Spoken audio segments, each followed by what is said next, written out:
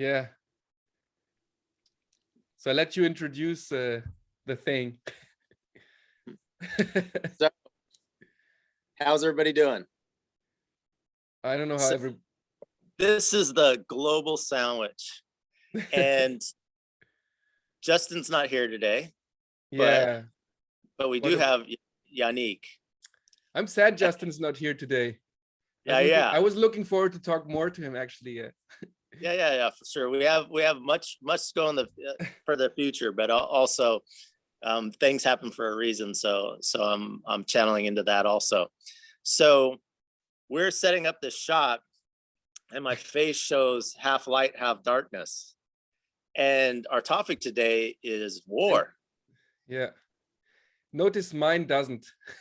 Yeah.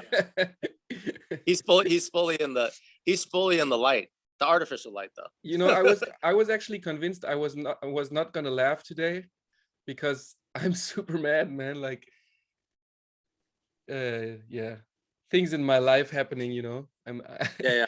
I was like, you know, stomping feet, like going home, going to work out and go back, still stomping feet. I thought after the workout it was better, but but I'm not going to talk about it because I don't want to, you know, talk about the people. So let's talk about that without talking about that. Yeah, for sure, because I thought, yeah, you know, that has everything to do with war, because it's mad, like being mad has everything to do with war, right? So it's like what Eckhart Tolle teaches not to do, you know.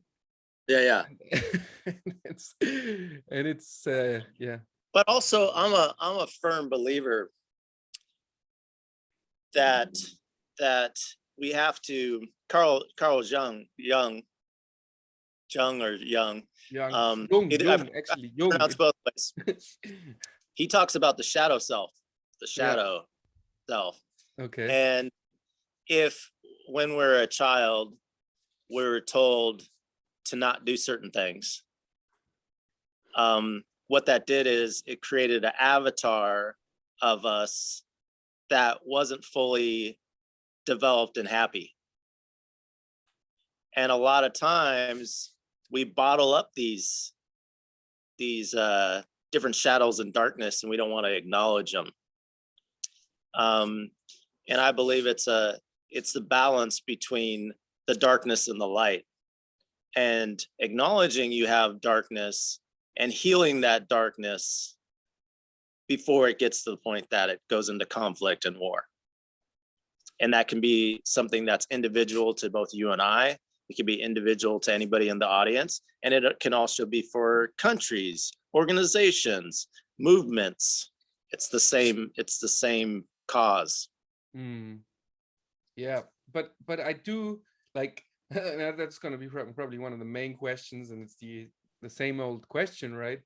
Do you believe that there is ever like a good reason to wage a war? And I believe that yes, there is, because think about somebody attacking your wife or your children. I mean, the violence option for me is a must in that case. Like, not the violence, the unnecessary violence, but the violence that's necessary to protect. And if that's shooting or something, because there's no other way in that moment, you know, or if that goes wrong, that's fine, you know. Like, I mean, it's not good if it goes wrong, but if it's, you know, you can't start, you know, writing out the concept in that moment, you know. So you know, Yeah. It might be too late in the next moment. So for me, that's like clear, you know. If somebody else's life is at stake.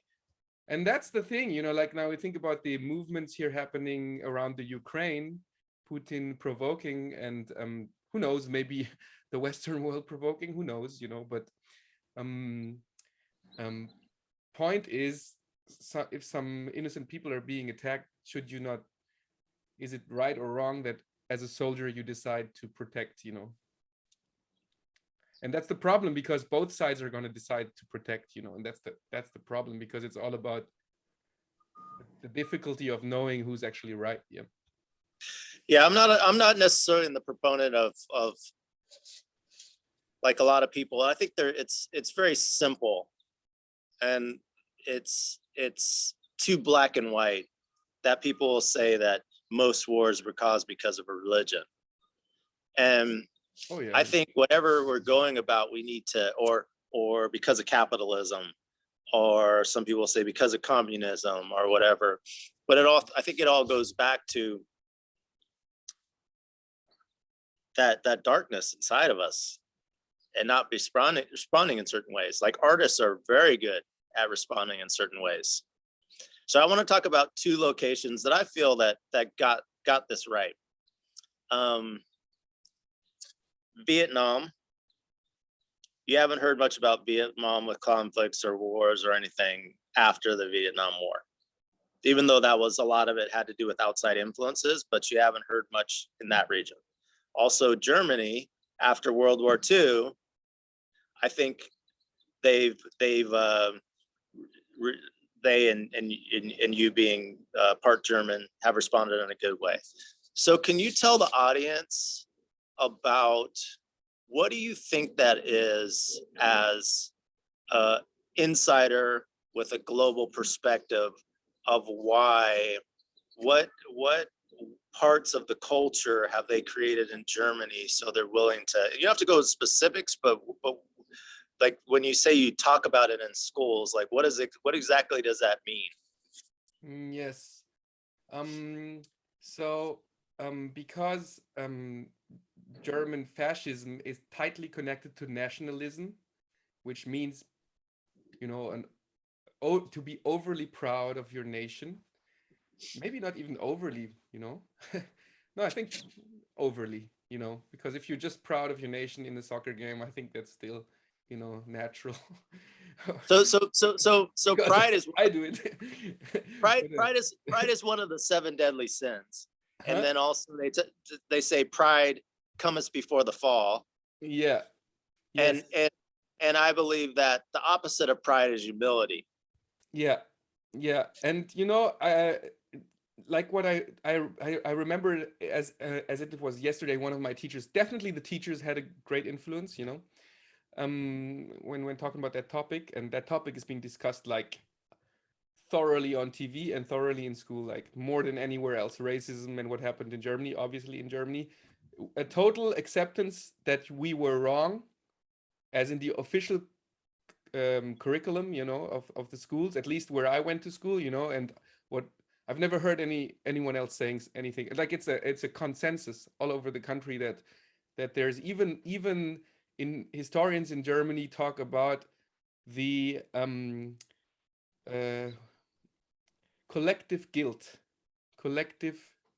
So not only do we say that Hitler was wrong and the Nazis were wrong, we're saying we were wrong. And this is beautiful because no other country does this, you know. Almost, haven't heard of any other country. Everybody's a bit too proud of their you know, like everybody's proud of their nation. Even Germans are proud of their nation, of course they are, you know. And there's also this kind of backlash of some people, you know, especially like people that are, you can compare them maybe to rednecks in America, you know, like especially people that were left behind in Eastern Germany. They try to find this identity, and then that's also where most Nazis are, like neo-Nazis, you know. But it's a really small percentage compared to, like, I would say how far reaching racism is in the US right now. Even that I heard from white people, like in every day. I can't believe it, you know, like in Germany, I haven't heard people, like, only for fun, you know. Jokes are big on Hitler here, you know, don't get me wrong. Like everybody's joking about Hitler from my generation, you know, and also about blacks and everything, you know, but real racism, like where people would actually really like say serious stuff about that, I haven't experienced it in my environment. And it's been the country where I lived most of my life, like 2/3, you know. So, and now the thing that this teacher said, he said, proud to be of your nation because there's nothing else to be proud of, you know. And can you believe somebody would say that in the US? I mean, I was in the Midwest, you know, where they raise the flag and they sing the song and the anthem, and it's all about you know, it's, you know, it's it reminds me of that book, what's his name, oh, I forgot. If it comes to my mind, what do you think about what I just said? Maybe I can think about the book in the meantime. You know the concept of the book? You don't necessarily need to know why were you mentioning? Known, and it's a I think it's even a Jewish guy who wrote it, and it's called a brief history of mankind, Yeah.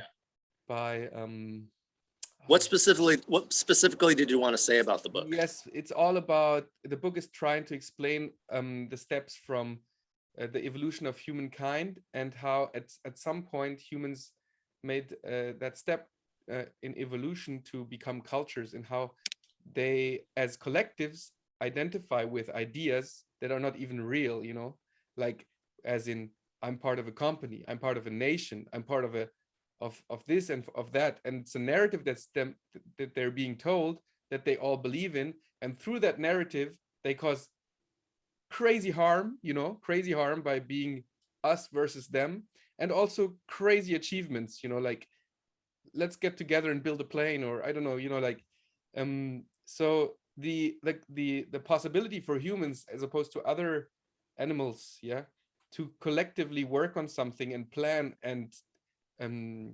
delegate tasks, and then assemble these different tasks together again under a bigger plan and everything, and also the collective mind to be wanting to identify with communism or a religion or anything, and the author is very critical about it. He says it's just total craziness that people are actually willing to opt into any concept, making this a reality, believing, like, he's making fun of people in all over in different countries from different cultures being part of the same company and believing that, even though they're actually totally different people, and they're just being paid some money and that's it, but they're being told that story, and so they're proud to be part of Peugeot, that company, and whatever, Yes, he's very critical about it, and I think the awareness is very important. I don't think you need to be necessarily critical about it, but to be aware that a nation is just an idea, of which the top can benefit if you don't pay attention. Yeah. So one of the things that I like to think about, not just to the shadow self, one of the things is that brings people together is a common enemy. So there's been a lot of Hitlers before him and after him. But for some reason, and I've heard many different stories in many different directions, he got credit for that. And you could put his stats, for lack of a better word, against like other people, and that there are people even during his lifetime that were worse and killed more people. But there was something about him, and I'll stop it there.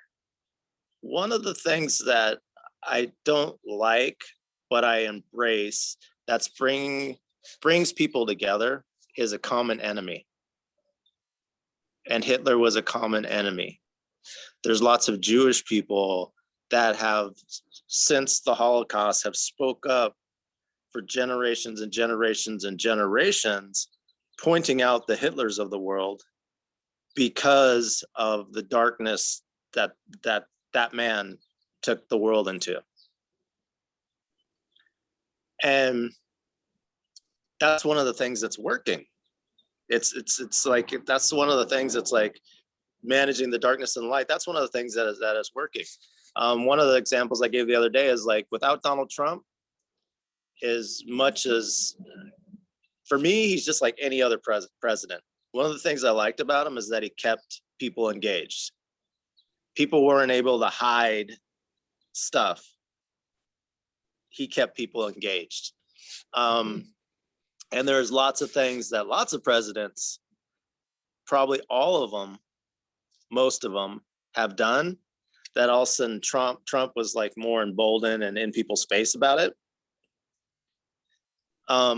Which, that's my party. Like, emboldened, keeping people engaged, that's my party. and it's not because of Trump, because I don't agree. There's nobody I agree with all their politics, and I didn't agree with a lot of his politics, but I like that he woke people up and kept them engaged. Maybe, yeah, Willingly, yeah. Unwillingly, but also I was open to the fact that that was divine order. I've always thought, I hated him as a politician, but I actually would have loved to just hang out with him, go on to a club or something, just to. I think like he's just an interesting person to watch, and you definitely can learn some things, like as in how far courage and boldness and I don't give a fuck mentality can move things forward, as in like it's important to not care what people think about you, and not to that point, not when you're wrong, but when you're right. Yes. well, like if we look at it on a deeper level, because one of the things that's a driving force of war is fear. Oh yeah.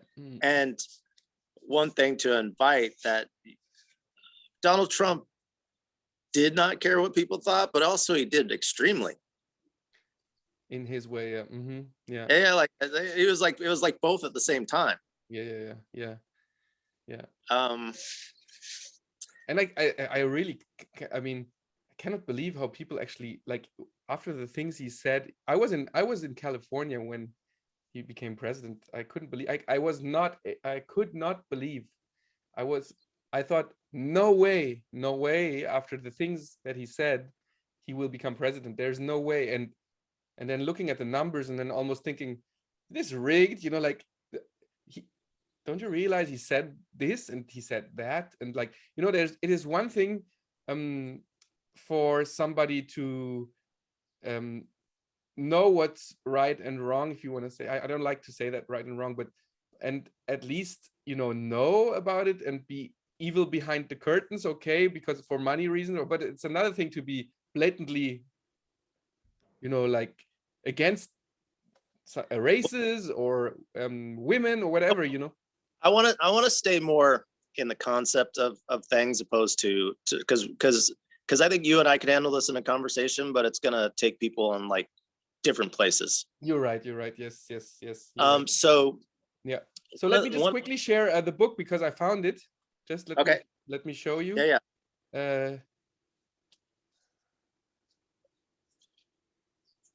Images. It's by Yuval Noah Harari, and it's called Sapiens in English. Yeah. Maybe I can. Oh, there it is. Can you see that? Oh yeah, I see it. Yeah. So can only recommend this book, and also the one after, the follow-up, is also really good. Yeah.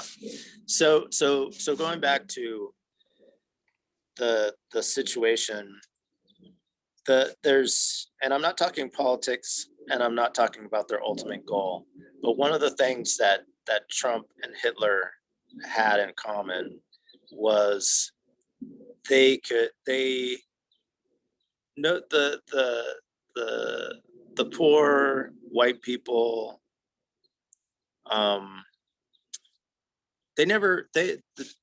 Politicians never listened to them, and for a while, a lot of those jobs were shipped out to all over the world, and these guys' lives have very much changed, and nobody really addressed that or spoke to them. Trump did.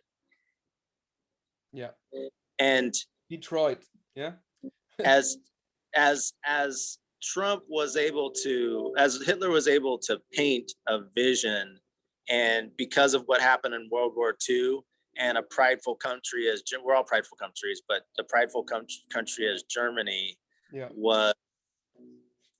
didn't necessarily, he painted in a way that they didn't necessarily have to take responsibility for not being the superpower that they were used to being.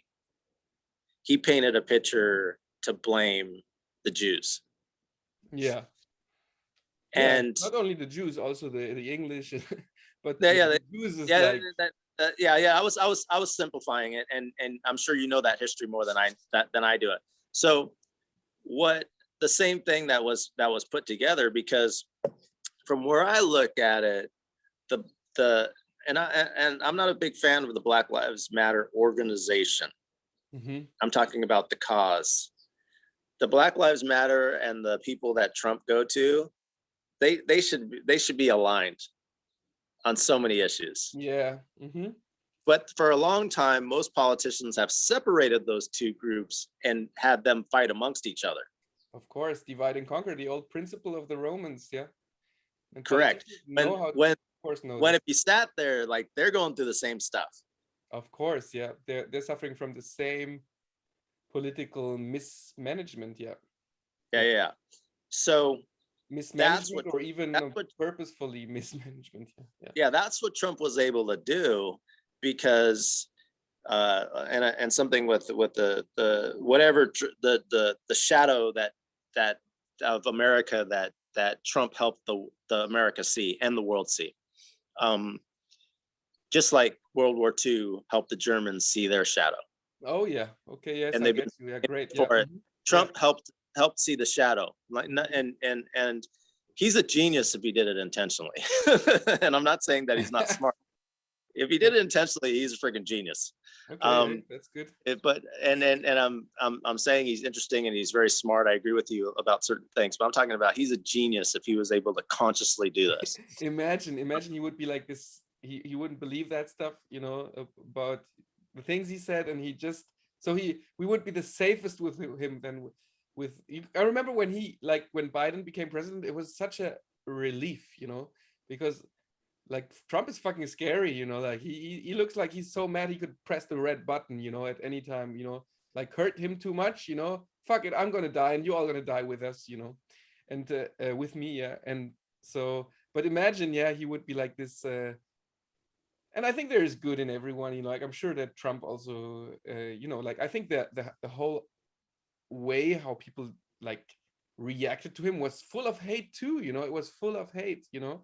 Like he was attacked on a personal level. He wasn't attacked on you know what I mean? Yeah. It was personal.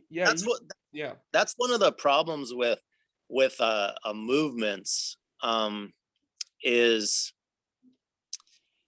what's a cause? Everybody has their cause. Their cause is to cure cancer. But if you take the word cause, it's causing, like you're causing cancer a lot of times when you put a cause together. That's right. Yeah. When you have a cause and you have an organization and you have a bunch of people in suits that you're working with every day to cure cancer, cure homelessness, cure sexual traffic and everything, sometimes they're not willing to let their cause collapse to heal what they're fighting for. Yes. Does that make sense? Yeah, it makes total sense. I was wondering if I was doing this yesterday because I got mad at people 2 days in a row, you know, and and good people, you know, friends, and like, but yeah, I almost had this apartment. It was promised to me, you know, and it's all for the cause of this idea I told you about last time, you know, and I need real estate for that. It was a cheap apartment, and I wanted this for everyone. I wanted this apartment so people can have access to a place which is a public apartment, you know, basically with sort of a filter, because the key first goes to friends and then they can give the key to someone, so it's not like immediately just trashed, you know, but with the idea of it being eventually a public apartment, you know, that is controlled sanely, yeah, and a public place. It's called public space, right? The idea, and my friend, crazy girl, a really cool girl, that I really like and love, and she said you can have the apartment, and then she gave it to someone who was in need, you know, and I got so mad. I was like, don't you realize we could have put 3 people in need in there? and what is she in need? She needs a 3-room apartment. Is she in need that she needs a 3-room apartment? And you know, she did something totally lovely and amazing, and I got mad at her for just, you know, I was so much into the cause that I didn't realize that actually she's actually the one that talked to me about Eckhart Tolle, apart from another person. So 2 people talked to me about him at the same time. So I thought, oh, okay, if 2 people that don't know each other talk to me about Eckhart Tolle, I should look at it, you know. And that's why I started listening to him, and I listened to him like, I don't know how many, 200 hours or something, and it completely revolutionized everything or just confirmed everything I've learned, and this was the girl. And I'm like so mad at her, and I'm telling you, I'm just mad not at you, I'm mad at the situation.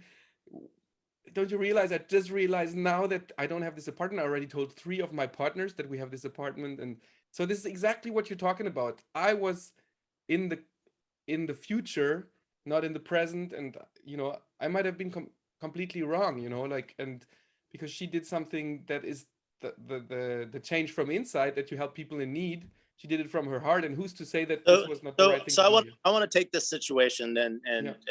help the audience in this and make the connection. Yeah. Is that you felt wronged, and then you almost reacted, probably reacted some place that you wouldn't feel comfortable, and then you were able to ground and get introspective, and you haven't got to the point that you're ready to attract another situation like that, because you attracted this situation. You're going Right. to Yeah. attract another situation, but it didn't even get to conflict. I There mean, was we a could say fight. There was a fight. There was a disappointment, and it was the moment I realized was the moment she was here.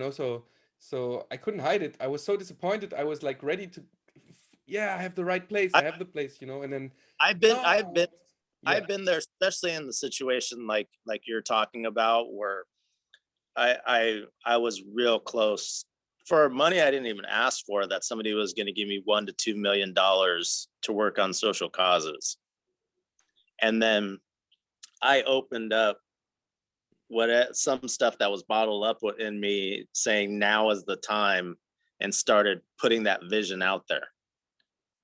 So ways that I might be bottled up and not necessarily be bothered by certain things that I was seeing and everything like that. mhm, Now I was put in a place that I was going to be able to take care of a lot of the things that bothered me, that I'm not necessarily open. I am on a daily basis, but not from every moment to moment. I was going to be in a position to really be able to change the things in the world. And it's for a lot of people, 1 to 2 million isn't a lot, but and I'm talking about from an execution standpoint. 1 to 2 million is like an unlimited amount of money for me. mhm, um I've been able to do a lot of stuff with like barely any money. Example, um just within the last 90 days, I started a show with the guy that just edits my videos in Pakistan, and he's been editing my videos for 3 years, and we never really had a relationship outside of just like me sending him stuff to edit. But he gave me the idea of building out my new YouTube channel and starting a new one. I haven't had success on YouTube like I've had on other ones, and I'm like, yeah. And then one day I'm taking a shower, and my intuition tells him to give him $25 a week extra, so he can give that $25 exactly to uh, a group. I'm sorry, to poor people. And he had that vision 20 years before I had it in the shower. mhm, And as soon as I offered that money, he started filming. And the reason why we film, so we can show people what we're doing, and they can see how simple it can be. mhm. So in less than 90 days, I turned a guy that edits videos, very connected in Pakistan, works at a school, into a humanitarian for $25 a week. Mhm. Yes, nice. And but the thing is, 15 years before that, it was early 2000s, so approaching 20 years, but we'll say 15. Um, I set the vision that that's how it should be, but it took me a long time to get to that point. Mhm, Um, and a lot of it was the world. Most of it was the world changing. A mhm. lot of it was, for me personally, was me getting grounded, Yeah. because around, I don't know if you ever saw it, but more so around when we met, I had a short fuse. I mean, I had to get grounded in more humility, but also I was getting attacked a lot, energy wise. I was getting nothing physical, but energy wise, I was getting attacked. Lots of people were trying to push me out of what it was doing. And for the conversation, this little stuff that happens inside of us is whatever happened to you, is what happens to countries that war is a response. That reaction, yeah. Correct. So, like, for instance, It's let's the go pain into body. Eckhart Tolle talks about it, you know, the reactive like if we body. look at China, and one of the things I want to do in this conversation is I want to separate the Chinese people from their government. Oh yeah, not only the Chinese, every people. Every Yeah, people. Every people.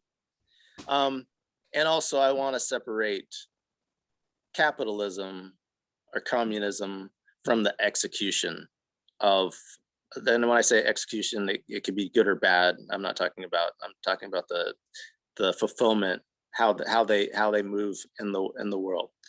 I want to separate that, but China scares me as a global citizen, not necessarily America.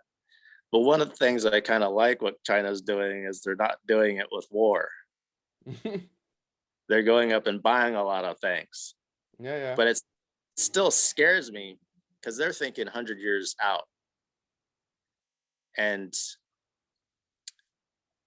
the entitled American government, will say, is reaction and responding immediately. Yeah, and so is Europe. Yeah. Yeah. So totally, yeah. And because it takes a divide and conquer move, put America, and that could have happened with Trump, and that can still happen if Trump gets reelected. A civil war in America, and that happened to Germany in the Second World War. Germany was as powerful or more powerful, or at least England, I think, was more powerful before First and Second World War, and I think even before Second World War. And there was a shift, so America came out stronger, and that could happen, to us. We're being put, even purposely put, in a situation, and I think that's what the Secret Services in the world are doing, also with probably viruses they are spreading. And I'm not talking about this coronavirus. I'm just talking about it is it's a logical thing that this weapon is at stake, and it is not visible to opponents who is actually the person spreading it, but it definitely can weaken nations, yeah, spreading viruses, yeah, in general. So let's go back to something that we're speaking about. I mean, or my experience around when we were spending more time together is I always brought up Hitler with you. And I always brought up, I remember one time you were like, it was like, I'm glad you didn't say I always saw Hitler in you. I always saw Hitler in you, man. I always brought him up with you. Because I didn't know from an outside perspective, I didn't know that teachers in German schools were spending a lot of time telling and speaking of it and everything like that. I just knew on the outside, and a lot of communities do this. Like African Americans, what they'll speak in public opposed to what's going on in their house are two separate things. And I'm like transparent about like, yeah, no, let's put this stuff out here. That's when we can deal with it. When we like put it out there, because that pride that we have, like we got to take care of it when we throw it out in front of us. Yeah. So one of the things that I would always bring up, like the fact of you being German. I remember one point you go to me, it's like you don't even acknowledge like my French side. I don't? No. So you said that to me. To me, yeah. Of course not. Yeah. That to me that I didn't acknowledge your French side. Yeah, that's true. I always was always on the German side. Yeah, because there's of Hitler on the German side, so it's easier to talk like yeah. bring up a But there's topic. a reason you brought it up, type thing. You're not gonna Um, say, what about Napoleon? yeah. Oh yeah, that's He's too yeah. long. Too long. Yeah, that'd be too much. That would be too Too much to small. throw guys at you. And then it's like, but now with humility and getting more grounded, I was able to like have this perspective, and I was able to hear, like after you, I was able to hear that from students that they talked about it in school, and they're able to do a lot of things. And there's no algorithm called the German. And a lot of these are me having blind spots that, and because I could, I mean, especially for the amount of time that you spent around me, I'm sure you never thought I was racist or hated Germans.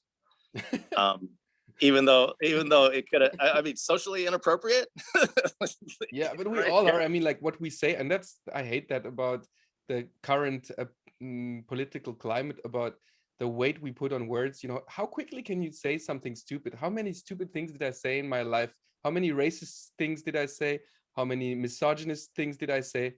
And, you know, like, of course you can call me out, but don't judge me for it, you know, like, because we all make mistakes, and some people are more controlled about what they say, but they're not necessarily the better, you know, like maybe they have something behind going on, like the people that run this world, they know how to sweet talk, you know, so don't worry too much about what people say, you know, like that's Yeah, I had a conversation, but also words have power. yeah, that's true. Yeah, I'm not saying you should not try, but it's yeah. And nobody's, that's a bad phrase, but there's not many voices out there that are asking, okay, what did you mean? Yeah. Like I believe I can intuitively tell if somebody's racist. I believe that. People say you can't measure somebody's heart, but I believe you can. We have too many distractions, so it's hard to go with what in, but also I'm that person in the mirror. So I could see that, and I can feel what they bring up in me when I'm around them.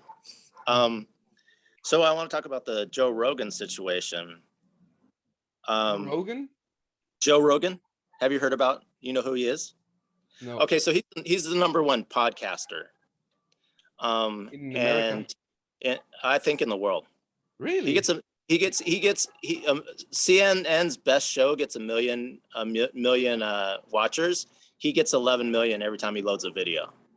Joe Rogan. Okay, I see him. Yeah, it doesn't look familiar. So recently he had a guy that was and I don't fact check as much as Joe Rogan does, but he had a guy that was very high up in how they observe the vaccines and everything on his show. And they're acting like he's having some crazy guy. Like he has people that believe in aliens and like a lot of different stuff on his show, but he has really good conversations with it, and he's willing to admit when he's wrong.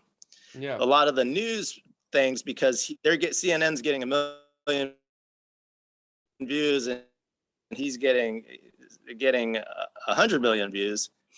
A lot of those organizations, instead of saying, okay, well, why do they?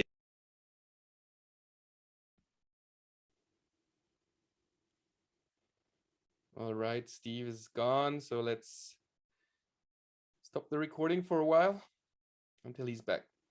All right, we are back recording now. Okay, thanks. So you were talking about Joe Rogan, and you were telling me something. Maybe Yeah. CNN cut us off. Yeah, they heard it. So that's the same thing that I was gonna say. That's funny. So he has these doctors, and he talks, and he has this guy Jamie that researches stuff as he's going on. And Joe Rogan is a comedian, and he also he's a big weed enthusiast for a while. And he's an announcer for UFC fights. Oh, nice. Okay. Yeah, he came from mixed martial arts at that level. I like listening to him because he's a very compassionate type of person. And he even's like humbly, he's like, I don't know why I was the guy for this. He goes, when I started my podcast, I was just having fun with a bunch of comedians type stuff. But he'll let other comedians on there. And he's like all about helping them out, which in that community there, that's rare. And as far as where I look at the misinformation that a CNN will do, or a narrow information that they do, because these experts are picked to be experts because they have a certain narrative. Yeah. I would never like. That's bad journalism. That's actually no journalism at all, you know? Yeah. I'm like in the middle of the road on a lot of things, and I wouldn't be far conservative, or I wouldn't be like, I'm all about truth. And then the reason why I say truth is because I don't believe in the truth. Or I believe there's only one absolute law, or absolute, and that's that there are no absolutes. Except love, and that's my opinion, yeah. And love, can be defined in different ways, of course, yeah. I was thinking more about beliefs, but that's beautiful. Yeah. So around, and it probably caused a little tension between the people that like me and yourself, is because a little tension, and more with others, is that I was fearful out of a level of sharing what I knew, what I know. Back in the day, and I was feeling conflicted, because one of the people that I creep out the most are people that have like dark energy themselves and don't acknowledge it. Like I bring out whatever somebody has, I bring that out in them when I'm around them. And a lot of times they don't even have to talk to me. So if somebody has like a serious amount of love, I bring that out in them. If somebody's like has a serious amount of fear, even if it's temporary, I bring that out in them. And if somebody has a serious amount of money, yeah, I can bring that out in them. You already said it. They'll notice they're greedy. They'll notice they're greedy around me. Yeah, for sure. Because I spend most of my life being selfless. Because I think it's very important. So it's the best you can do for yourself, basically. Yeah. The conflict with war, and let's talk about the individual wars that we have with ourselves. Let's talk about tools for violence that are also tools for peace. Like you were talking about protecting a family earlier. Yeah. A gun can be a peaceful thing. The reason why I love art, because art can do the same thing. And art could be like, I think what Trump did and what Hitler did outside of the response was very artistic. Outside of like, I'm not talking about him killing the Jews, but being able to captivate a whole nation. That's art. Yeah. I mean, yes. Hitler was an artist. Oh yeah, he was actually practicing hours in front of the mirror to perfect his art of speech. His speech, his speech that was not actually the German people spoke. You can listen to tapes them talk, like Hitler and his politicians talking to one another. Behind the scenes, there's tapes, and it's so scary because they sound like regular Germans, politicians that talk today, talking about regular politics. That's super scary because it's not that thing, that he came up with and made a huge thing about. Like it became like just his thing, But it's not the way you talk German. Like the people talk German, not maybe exactly the same, but very similar than as people talk German today. And that's when it really is scary, because then you realize, wow, this could have been just the same politicians that are around today, And there's it's interesting, like like they're getting on Joe Rogan about having certain people on his show because all of a sudden he could, like, say I went on a show, which most likely will never happen. Like it's a small chance in hell that'll happen. I mean, just from his response, there's a small chance it would happen. But if I went on there, all of a sudden all my stuff would just blow up in a positive way. Yeah, of course. Yeah, because he can give you a platform. Yeah. So that's kind of the fear and some of the things that they say. So recently a tape came out of Joe Rogan using the N-word, like actually saying it. And they put together a minute-long tape or whatever it was. And what it is ultimately is that they wanted to censor him. Yeah, and they cancel him. And then somebody put together this tape, a lot in most of the parts, and he acknowledged, he goes, I haven't done that in 12 years. He goes, he was quoting comedians, he was quoting other people. Oh yeah, because that's terrible, man. Because I know some do that. Yeah. Out of context. Yeah. So they cut it out of context. Yes. But even if you just rap, you know, I mean, like if you rap a song, that's fine. You know, it's just art. You just rap it, and if a black person decided to rap it, then why cannot a white person just love the rap? You know, like for the art, not for the content. You know. I don't think it's that simple. Okay. Not anymore. It used to be like this. Yeah. Now we're more aware. Yeah. Yeah. I don't. The only time I use the word is when I'm driving by myself. Everybody's that word. I don't use it. Don't use it in public. Don't use it around friends. I don't use that word. And also 99.9% of the time, I'm just not attached to the word at all. But every once in a while, it's like somebody gets different or like the intent behind it. Because I walk by people and sometimes they just look at me and all of a sudden I go, I just turn and give them a look, let them know, just don't mess with me. And that's my way of framing myself for peace. Yeah. Because I don't want to try and act scared. Like sometimes I'll like look down if I know that that's the proper response to do peace. There was a video. Sorry, I was being interviewed for The Reader, which is a local paper in San Diego. They were doing a feature on me, and I'm walking with the guy interviewing me, and I'm thinking almost like, oh my goodness, this is never going to like be written. It's like I've already spent too much time when I could have written this thing up in a day and just had him like send it over to the whole thing. And then all of a sudden, and this is how the universe works for everybody, but I think a lot of people just don't notice it.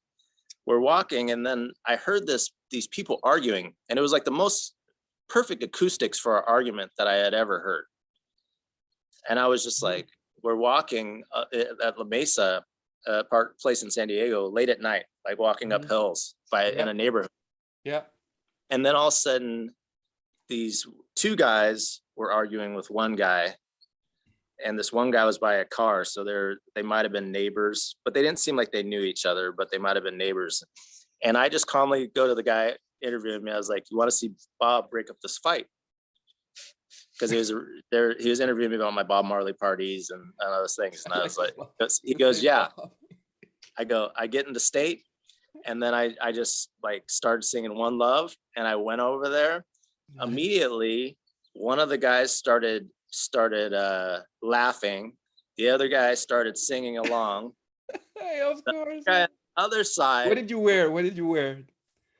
I don't know what I was wearing. I always this shirt, man. There's no way you can continue fighting. You know, like Bob Marley is coming along singing to me, and he can't even sing. Yeah. But it was one of those things that, like, how do we create societies that snaps people out of this place? Like, so many of our businesses are in cubicles, but why do they like need cubicles and chairs in the office? I mean, a lot of this sounds like crazy, but like, and also we'll take Google of like having bikes and having all this atmosphere, but I feel they're doing a lot of like dark stuff in a very methodical sort of way. Mm-hmm. So how can we find that balance that I'm not talking about making this society. I'm not a utopia guy. But how can we make society that we have laws, but also, and we don't have a bunch of rules that keep people from, when you're a kid, to keep you from running into the street, your parent may yell at you or whatever the case is. But a lot of times people never let go of that fear. Or there's a bunch of lies that our parents have to tell us in order for us to fall in line and be a contributing member of society, which is a very loaded statement. It's a very loaded statement. Because mostly it's about keeping your hair short, dressing, sitting in that cubicle for 20 years and you'll get your pension if you don't speak up and talk about what bad the company's doing. It's framed in different ways, but I'm paraphrasing. But it's the same old shit. No. Yeah, I mean it's changing. Luckily, it's changing, but yeah. It used changing to be worse, fast yeah, enough? but it's still Yeah, a lot like that. Yeah. Yeah, is it changing fast enough? Is it changing fast enough? Good question. Yeah. Yeah. Because I look at things and I'm like, I don't know. It doesn't. Mostly when I look around, if I look online and I look in if I look in the media, I don't feel like the world's ending. But if I if I look in the media and that, and I just lived in that world, I would think the world is ending. But like on my everyday and being able to like in Lyft, see passengers from all over the world and have conversations with them, I don't feel like the world's ending. No, and it's and it's getting better actually. And that's the Yeah. thing, it's the media. I mean, obviously we're more people now. Obviously there's more cameras in every pocket. And so the media's just putting the worst stuff out there, and that stuff is real, of course, and that stuff is terrible, but it's not at all representative, not at all. Actually, the statistics say we've have less violence than we ever had, less wars than we ever had, and this we should say actually in today, because we have less wars we've ever had in the world per capita. So I got a question. Yeah. If we're being influenced by the social media and the media that we're seeing, does that change our reality? Yeah, of course. Like I think that's a huge part of us becoming a better people, like as in the world's people, is because we're all and we all have the possibility to watch movies and like get culturally rich by seeing many possibilities, by seeing, oh, it can be different, oh, I can accept this way. And also this causes still a lot of friction, because some people feel like they're stepped on their toes because their culture is at stake and their culture is not the only truth anymore, and so on. So what you're saying, and correct me if I'm wrong, you feel kind of the same thing I was saying earlier, that this in our face about all of a sudden 100 years ago, you would probably be worried about what was going on in a 7-block radius of where you lived 100 years ago. Worried about what? Or 120 years ago. 120 years ago, for most of the lifetimes of people that lived 120 years ago, you just worry about what's going on a 7-block radius for the most part. Oh, yeah, of course, yeah. And now, from a positive standpoint, maybe more than 7 blocks, but yeah. yeah. But but you understand, it's a concept. Yeah, of course, yeah. So and if you told me in high school that I would be in San Diego most of my life, but working on projects all over the world, I'd probably be like, okay, but how? Yeah. How? Like, okay, totally how? True. But also, I mean, I didn't tell you about the guy in Pakistan. His name is Muhammad Ali, which is it's a funny name. He was Pakistan born. He, in the last week and a half, he's putting together with his family members an NGO, which is you know what NGO is, right? Yes. Yeah, yeah. Government. It's a non-government organization. I didn't even know what the acronym meant. I'm the biggest fan of remembering acronyms. It's actually a terrible acronym. It doesn't make any sense. It's it's a negative, statement, but okay. Yeah. I put AKA a nonprofit type situation. That's where it makes more sense to it.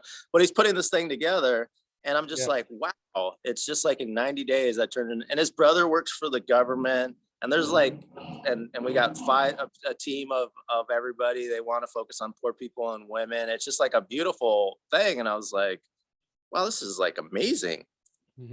And also I'm like thinking about how to be able to do that to find 100 guys like him all over the world and move towards that. And one of the things I talked to his brother for the first time, which he wanted me to meet his brother for a while.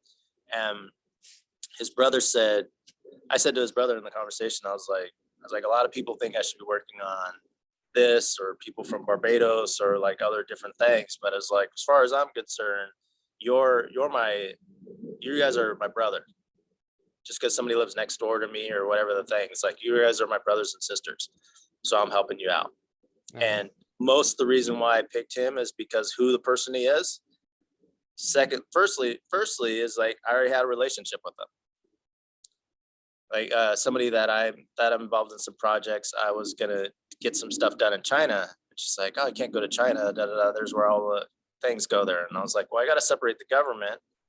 But a lot of the people that work there are treated unfairly, just like a lot of people that go to Amazon to work for Amazon here in different companies are treated fairly. But I think it's at a whole nother level in China. Yeah, of course. Yeah. Poverty. So I was like, I spent 1 day in China, actually. I spent 1 day in China, man. And I was in the outskirts of Beijing, of Peking in German. And it was utter poverty, man. Utter poverty. It was really, they had these rickshaws, and there was a store where they sold trash, basically. Like, that's how much poverty, like what we consider trash, they consider still valuable goods. It was all rusty pieces of cars. Okay, go on. So I created with this guy Kevin. The film was never put together, but we created an idea, and it was fleshed out, but there was a lot of resistance towards it. Kevin belonged to a Jewish frat, and we took the word fratricide. Is that the Kevin I know? Yeah. Okay. And the word fratricide is to kill one's brother or sister. Oh yeah. And we took the word frat, and then we came up with the idea of creating a little movie about a Jewish frat and a Palestinian frat. The Jewish frat had a really nice place that they lived in and everything like that. And we're gonna use it to not steer people of what to think in that conflict, but to like open people's mind and make them think. And we're gonna do it. And there was pushback. The people in Kevin's frat didn't want him to do that. And even though he was the guy that pretty much didn't listen to what people wanted, they got to him on this thing. And he wanted to make it perfect. And I was like, no, we come up with the basics for the script. We only get Muslim students to represent Palestinians, and we improv the scenes. And only get Jewish students to represent Israelis. And there's going to be like very little editing, but also like get people to talk how they talk, but knowing that it's art, and it's so they're not going to be saying, oh, they said this and everything like that. And how come you said this? It was like, it was a movie situation. It was a thing, but we wanted to like make it a movement to do it. And yeah, there was lots of pushback. And I believe with that art, I mean, it was so powerful. And I saw so many times that would explain so many conflicts, like all different types of conflicts, because a lot of people may not like how Israel is handling certain conflicts, might not like how the United States is handling conflicts, might not like how German handled conflict during World War II. But I think the more important thing, instead of us criticizing outside individually, governments and everything, is that to turn ourselves within and think about, oh, when did I do that? Of course, yeah. Yeah. And it's hard because you get attacked more than also being the guy that's like, oh yeah, these people are stupid. Oh, these people are stupid. Exactly, exactly. Yeah. Imagine, like your whole family, like half of your family dead, being taken by this other nation, and then try to stay not reactive, try to stay humble, and like it's so hard, and it's so easy to talk about it as an outsider, but if you're in the midst I of had a conflict, yeah. I had a 13-year-old, very smart. I was impressed by how him and his sister and their mother, the conversations they had. Mm-hmm. His sister might even been younger than him, and like just very, very smart, good conversations. Mm-hmm. And then the young man at one point said, and I don't remember the places, but it had to do with two places that Germany took over. One country folded, the other one fought. Mm-hmm. And this guy's like, oh, one of my friends who was from this region that folded, da da da da da. And I said to the guy, I was like, it's really awesome that you're very smart. Because I felt that arrogance coming from somebody that's teaching history and is just saying that. Yes, that happens quite a bit. And I'm just like, know a I was lot. like, and I tried to say it to a 13-year-old. I was like, you have no idea when people take food away from you Mm-hmm. or kidnap your sister. I didn't want to go like further. How all of a sudden you'll easily fold. You have no idea. Like my niece is that to me. Like as tough as I was at am, and before they could board even like saying, I was like, okay, if they wanted you to give your secrets to the bad side and everything, and then they're gonna kill your parents, I was like, okay, oh well. Like, I run that shit through my head, and then you can make any judgments you want on that. And all of a sudden, my niece comes along. It's like I'll fold on anything. Yeah. Anything. Yeah. That's exactly it. Yeah, that's exactly it. And that's well, that's kind of the beauty of us being able to communicate all over the world now. At least that narrative can't be like we're a global village now, yeah, to like us, we just talking to one another, and we are not it's not so easy to fool us anymore about the others just being wrong or just being the bad guys, or just being monsters as they did in World War II with the English. Actually, they're literally I talked to some old German grandmas, and they told us, really, we believed they were monsters because they told us they were monsters. Like, we believed that. Most people are probably embarrassed to admit that, but that is just vilifying, and that doesn't work anymore in the global village with cameras on everywhere. Also, with all the cameras on, it's not so easy now for people to do really bad stuff, because now they could be, seen, taken by camera. So it's sort of a There's a fake thing, but yeah. like during my lifetime, even in high school, they talked about Russia being I'm 52. They talked about Russia being the evil empire, and we couldn't even get on a phone and call people in Russia during my lifetime. Like during I have like a conscious memory of you were not allowed to call Russian people, yeah. No, you were not technically. It was not technically possible. And I mean, probably even during your lifetime, long distance rates were like so expensive. Yeah. Like probably 15 years ago, 20 years ago, to call like different places was like so expensive. Yeah. Like even like calling like to people in New York, your long distance rates are like it was a whole freaking thing.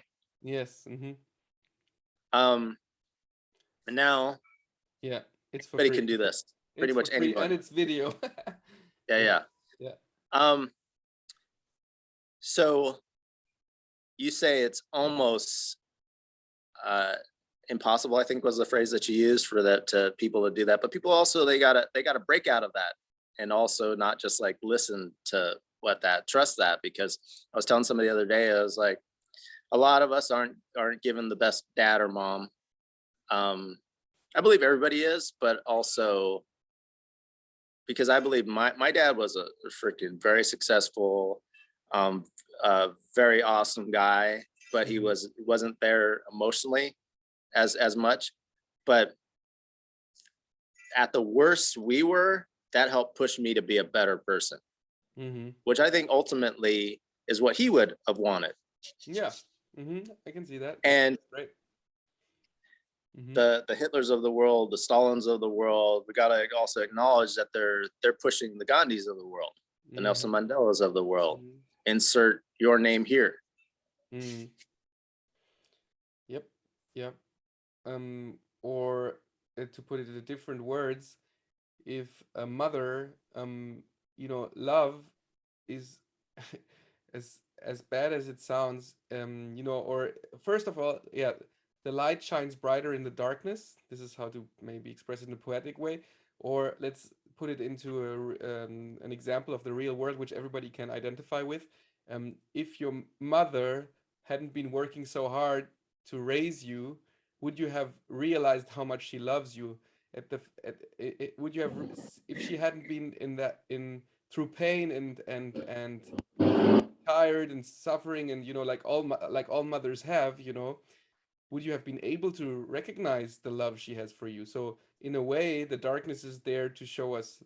So in a way, as the mathematician Pascal would say, the world is perfect, because only in this world can love be the real thing, because it gives us a scene. It gives a scene for people to be heroes, or to be, for love to be seen as something real, as something sacrificial, not only something we talk about. And yeah, that in a perfect world, I think we might be moving towards a better world, but maybe we will have a big, how do you call it, backslash, or back, how do you call it, a back, we're going back.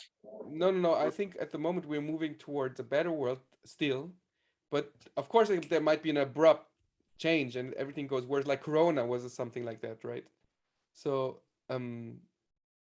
yeah, I kind of lost my point. Yeah, it's interesting. I think the jury's out on what you're saying about Corona, because one of the first things I said about Corona is it's a modern day is Noah's Ark.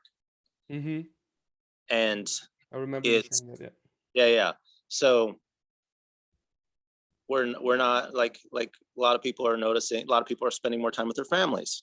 Yeah, because they're working from home, working less. What's in our illusion, like in our minds, that wasn't possible before. Yeah. Yeah, totally. So that chaos created something that was good. Where like those guys aren't on the freeway as much, so that's helping out the environment. Yeah, that better people air. were Yep. because like, oh, we have to do this type situation. That sometimes I think might be like a valid conspiracy theory, why the leaders of the world, maybe they're good, like, okay, the world's going to shit, right? We need to do something. Okay, this is the only way we can abruptly like do something so the environment doesn't get destroyed. So so let's do that, and that's not even an ethical bad thinking of it, like, because really the environmental problem is the biggest problem we have, I believe, in terms of the problems we're going to face in the next couple of decades. Yeah, if we don't fix that, then yeah, it's going to hit the fan. And so maybe it fixed itself, maybe it was an intelligence or God or whatever, or maybe it was just a couple of humans, maybe it was just a couple of good leaders instead of bad leaders that conspired.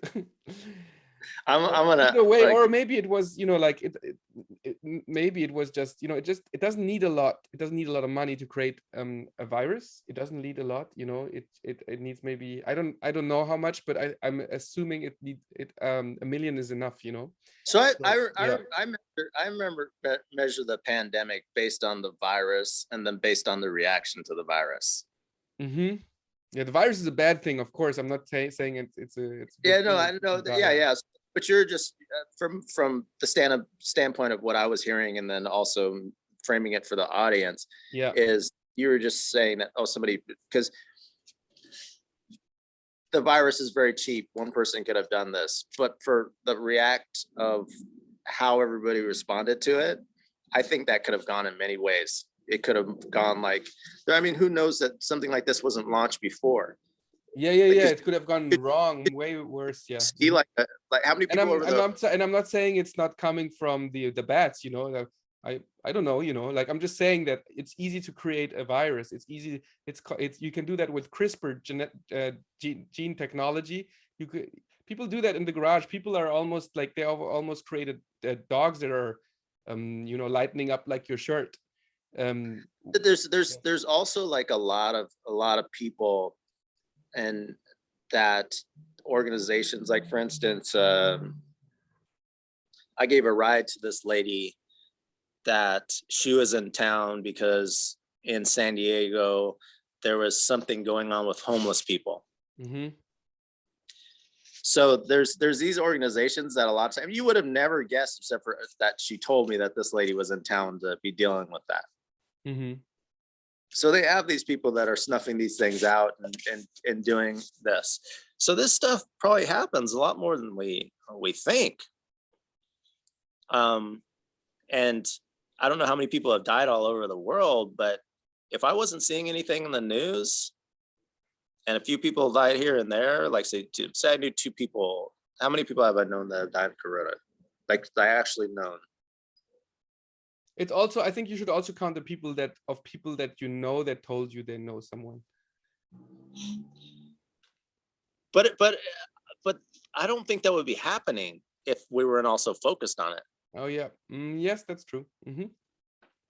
Because how many times do I come across somebody? I'm more apt to let somebody like. Yeah, so for me, not a single one has died, but from the vaccine, I know one person that had a stroke, one person that was paraplegic, personally for 2 months at least, and still recovering, and one person having a huge problem with the arm from the shot, you know, like they're using this to keep people. They want this to go. Somebody's monetizing this, like one of the things I say about the causes that there's probably not many organizations around San Diego that deal with homelessness that want to eradicate homelessness. Yeah. Mm-hmm. Yeah. Because it's gonna be the worst thing for them. There's somebody that we probably don't even know by name, that Corona's good business for them. Oh, and yeah, they're for one sure. Yeah, on yeah. they're the one pulling strings for all these public politicians in the media. Yeah, like one thing, the first thing, you know, that tale that's called the Emperor's Tale. I think it's called the Emperor's Tale, where the king walks naked and everybody pretends he's not naked, and then the kids calls it out. One kid calls it out, you know. Yeah. And that moment with Corona was for me was, there's only 2 options for me, you know, like with a little knowledge I had, and I didn't put so much effort into finding out because I cared more about my project because I think it can do more good than finding out about Corona. It's just not my thing, you know. So I didn't spend so much time, but with the little information I had, things didn't match up. Like people said, I'm talking about Germany now because I followed the German politics most about this thing. They knew that people were contagious. I knew that. I heard it. So they knew that people were contagious with the vaccine. They knew that testing was going on for a while, you know, and they decided to let everybody that got a vaccine have a free pass to go everywhere. And everybody that doesn't, like a moral thing, like creating a real moral thing, you know, like the people that took the vaccine, they can do everything. Those who don't have the vaccine, they cannot do nothing. And that didn't make any sense at all because they also were contagious. And we had testing, and testing would have done the job, because testing also not 100%, but tells you whether somebody's contagious or not. And instead of choosing testing, they chose to let people go out into the streets, into the clubs and everything, and then it exploded, you know. And and they knew that. And you cannot tell me that these politicians don't, like, they're people, sometimes people say they're stupid, but I think it's much more like this. There's a suitcase in a hotel with $1 million. There you go, you know. And there's so much corruption we don't know Also, about, you know. Also, I want to wrap this up at some point, because I don't know where this is going. I love this conversation, but I don't know where it's going. Yes. Let's bring it back to but I think it's also more important to like have that inner peace and then spread that inner peace towards those around you, and have an understanding and have meaningful conversations. Do you ever heard of Daryl Davis? Not sure. So Daryl Davis is an African American blues player. Mm-hmm. And when he was, and I asked everybody to go and search him after this, but I'm gonna tell the story. When he was in Boy Scouts or Cub Scouts when he was 8 years old, and he lived in this one town, and then he ended up going a town over, and he was the one African American on his side, and he's probably like 70, 75, so 25 years older than I am, just to show you like how this was going on during my lifetime. A lot of the stuff's going on during my lifetime.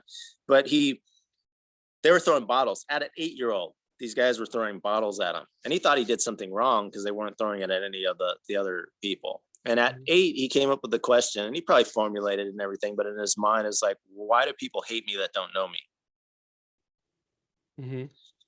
And randomly, these Klan members, he was playing at a bar somewhere in some area, and he was playing, and he's like, oh my goodness, I've never seen an African American play the blues like that. That's what one of these Klan members say. And he kind of like went and he befriended these guys, and he befriended a lot of Klans members without getting so caught up in, oh, they're talking about my people, like asking like, why do you hate me? And he ended up talking 400 people out of the Klan. And we're not just talking about low-level people, we're talking about people that were controlling certain regions. And I like that he shared it and has interviewed and put that up there. But it's got to be very, very dangerous, even though some of those guys that he put himself in harm's, like he would go to a Klans meeting type stuff, and it's lots of it's documented on there. It's not something that he was just saying, and like having conversations with them early and everything, and going to places to meet like these guys individually and have these conversations. Individually, people are just amazing, you know, and all these people that do shit, you know, like make stupid things, and also especially when you're in power, you're apt to, you and I, if we're in power, we're gonna do bullshit, you know. It's just like, that's why I'm saying like in 100 years we're gonna talk about, like we talk about misogyny now, or LGBT, and see, so we're gonna talk about hierarchy like this. We're gonna think like, how in the world? Necessarily agree with that. I don't necessarily agree with that. Going back to where I was going with Jeffrey Epstein, yes, is I believe a lot of these guys are picked in politics because they have certain kinks. Oh yeah, no, yeah, there's Machiavellism is a prominent sickness among leaders of the world, politicians and businessmen. 50% of all of them have a sickness called Machiavellism, which is a psychological illness, and that you're thirst for power, basically abuse of power. So like people that thirst for power get power because they want it so bad, so they're ready to, you know, do anything to get there. And so half the people we have in leadership, that's what the modern scientific psychology is. One of a good analogy, and then we can end it. I'll say something, and then you can get the final word on it. Is the concept of Godzilla, the movie, was after the US bombed Japan. They came up with the concept of Godzilla, which Godzilla was there to protect them from the nuclear capabilities. And then when there was no outside problems, they imploded and attacked the people. That's what our leaders are like. We, based in fear, we have these vicious individuals that protect us. And when they don't have enemies to shit on, they shit on us. Mm-hmm. I'm not sure if I agree on that, with that. Letting, I don't. Or I don't get it. Maybe I don't get it. Simply. Let's take Gandhi. How did Gandhi fight Britain? Brittany? What was that? How did he fight Brittany? No, Britain. How did he? Oh, yeah, with a hunger strike, no? Yeah, that's Powerful. a enlightened response. That's amazing. Yeah, that's of course. But it doesn't always work that way. I understand. It was a miracle. It was lots of introspective type thing. And there was a lot of luck. And there's also a lot of people that were involved in it. Mm-hmm. Humility will move you towards that. Mm-hmm. Yeah. How about Nelson Mandela? 27 years in prison. Mm-hmm. And when he got out of prison, he didn't like say, oh, let's attack these people back. He saw like horrible shit that happened to his people. And also he acknowledged that when you put horrible shit on people, you have to be suffering in order to do that. Yeah. And when he became president, he just put a whole big apology that these people apologized for the horrible shit that they did that we're talking about, how Germany's acknowledged that, South Africa, that it spoke volumes. It created lots less violence. Yes. And it's the greater power. It's the greater power to turn your cheek, to turn the other cheek, because you're in control, you know. It's not the physical body that you're trying to protect. Like, it's not, that's fear, you know. Reaction is fear. War is fear. Attacking back is fear.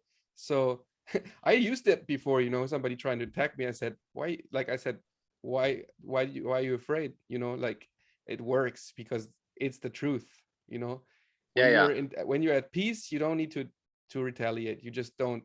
But also when you said that, you were aligned with peace. Yes. Mm-hmm. Yeah. Why are you so fearful? It wouldn't have worked. Yeah, totally. Yeah. Like, sometimes you got to look in that person's eyes and like say it exactly the way that they want to.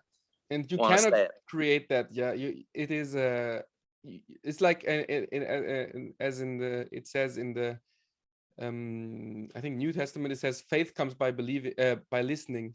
So you need to keep on feeding yourself with the right content, and over time you can actually indirectly create a peace in you that over time, with experience and grace, basically you can't actually make it happen by yourself. At some point you are maybe more peaceful, but even then, you, like all of us know, at least I can say for myself, I always have triggers. I still have triggers, and also some triggers maybe become worse, you know. And but the fact that you're acknowledging that you have that's not commonly what other people do. And also that might be more common, but the fact that you're taking ownership, that you think of these as flaws instead of accepting them. And I would like to turn that back on. I think when you said that if you and I were in that position in politics, we would do the same thing. Yes, no, maybe not. I would like to think like I know that people would visibly see that I didn't like doing the normal shit. They would visibly say that. I can't turn that off at this stage of the game. Also, I wouldn't put myself in that situation.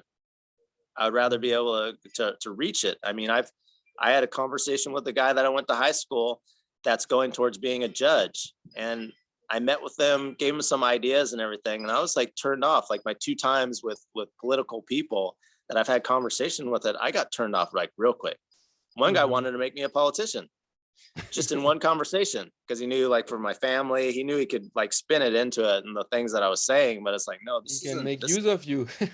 this isn't a fad. This isn't everything. It was weird because he's like, I was like, hey, I'll work on a project as long as you don't make me a politician. And he smiled and he agreed with me, but he was like, he wasn't agreeing with me.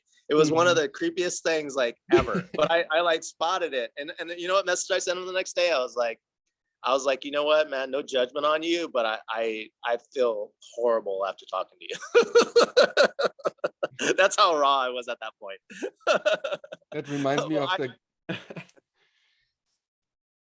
So what I'm saying is, and I want to end it soon, but what I was saying is, my mom says that the media doesn't affect her, and I know the media doesn't affect her. And what I'm trying to do is I'm trying to compare society to. I'm comparing the media to meditating. I'm comparing the media. When you see my mom, say if she's around watching media all day and then it's affecting like her health and her and everything, that she might not see the connection.